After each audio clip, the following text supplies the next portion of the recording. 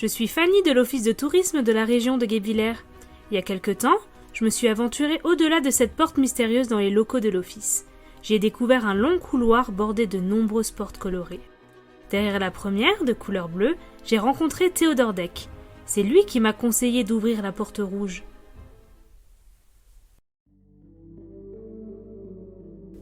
Ok, je suis devant la porte. Je suis un peu stressée quand même. Je me demande bien qui je vais rencontrer. Allez, je me lance. J'ouvre la porte et découvre une petite dame au bonnet rouge. Assise à une table de montage, elle me tourne le dos. Sur l'écran, des images d'éruptions volcaniques défilent. Bonjour. Qui êtes-vous? Que faites-vous là? Oh pardon, je ne voulais pas vous effrayer.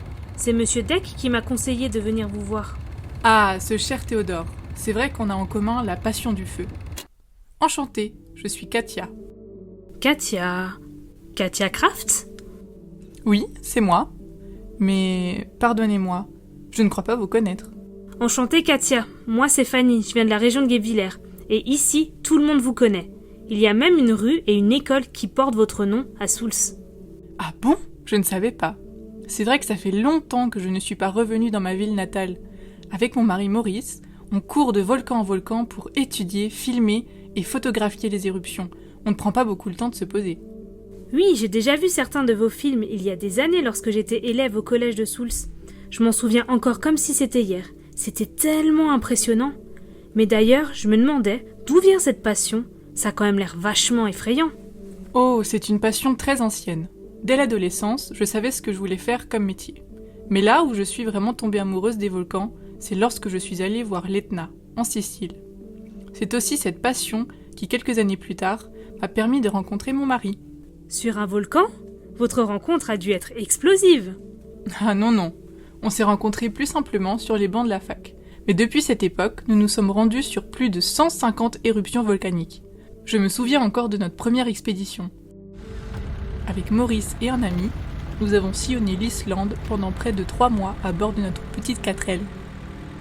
Mais qu'est-ce qui vous fascine à ce point? Oh, je pourrais vous en parler pendant des heures. L'activité volcanique, c'est la base de notre existence. C'est beau, dangereux, puissant, fascinant, incontrôlable. On se sent tout petit devant un volcan. Durant nos expéditions, on a toujours voulu ramener des images qui retranscrivent les émotions qu'on a vécues pendant ce spectacle incroyable. Mais c'est quand même super dangereux. C'est vrai. Et au-delà de l'aspect spectaculaire, les éruptions volcaniques sont aussi souvent de vrais drames pour les populations locales. On en a pris conscience à plusieurs reprises, comme lors de l'éruption du Nyiragongo en 1977 ou celle du Nevado del Ruiz en 1985. Devant de tels drames, on se sent impuissant. Pour éviter que ça se reproduise, on a voulu faire quelque chose à notre échelle. Et c'est pour ça que nous produisons des films documentaires qui mettent en garde les populations locales. C'est ce que vous êtes en train de faire là? Oui, et nous en avons déjà produit plusieurs, dont certains avec le soutien de l'UNESCO. En ce moment, nous travaillons sur un film pédagogique, à destination des enfants notamment.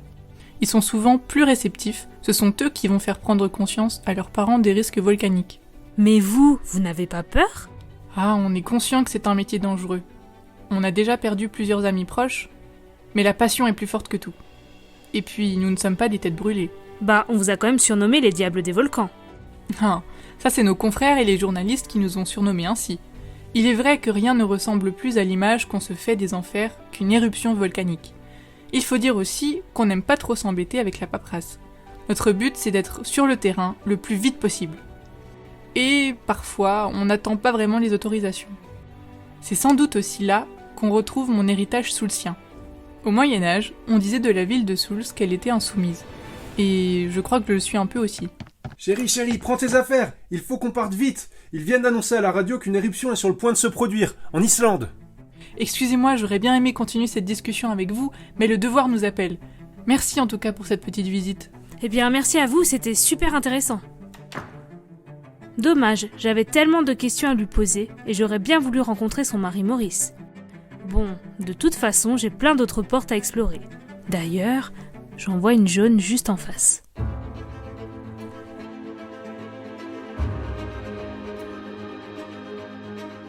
Si vous voulez découvrir la personne que j'ai rencontrée derrière la porte jaune, je vous invite à écouter notre prochain épisode.